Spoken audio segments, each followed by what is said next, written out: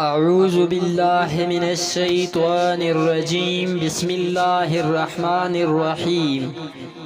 حضرت ابن عباس رضی اللہ عنہ فرماتے ہیں کہ حضور پاک صلی اللہ علیہ وسلم اس دنیا میں تشریف لائے تو آپ صلی اللہ علیہ وسلم کی ناف کٹی ہوئی تھی، حالانکہ اس ناف کو بچہ پیدا ہونے کے بعد دایا کاٹتی ہے۔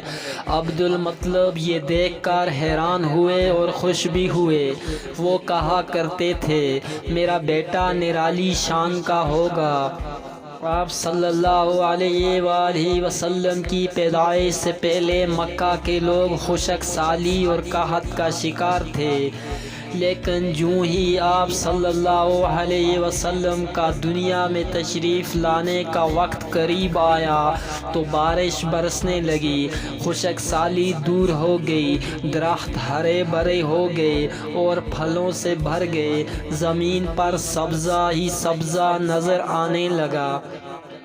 پیدائش کے بعد آپ صلی اللہ علیہ وآلہ وسلم اپنے ہاتھوں پر جھکے ہوئے تھے، سر آسمان کی طرف تھا۔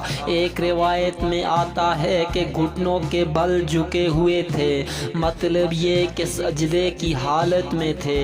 آپ صلی اللہ علیہ وآلہ وسلم کی مٹھی بند تھی اور شہادت کی انگلی اٹھی ہوئی تھی۔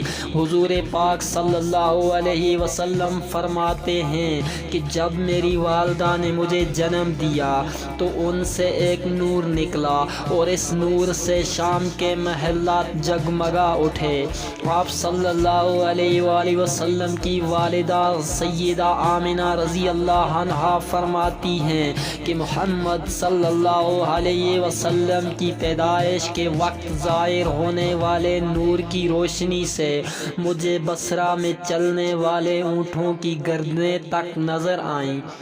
آپ صلی اللہ علیہ وسلم کی ولادت کب ہوئی؟ اس میں سب کا اتفاق ہے کہ وہ پیر کا دن تھا۔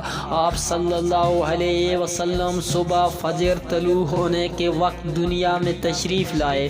تاریخ پیدائش کے سلسلے میں بہت سے قول ہیں۔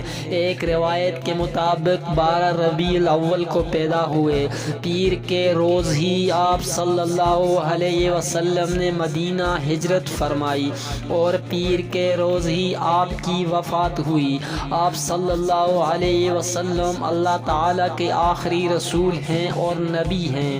آپ کے بعد نہ کوئی نبی آیا اور نہ ہی ہوگا، یہ ہم تمام مسلمانوں کا عقیدہ ہے۔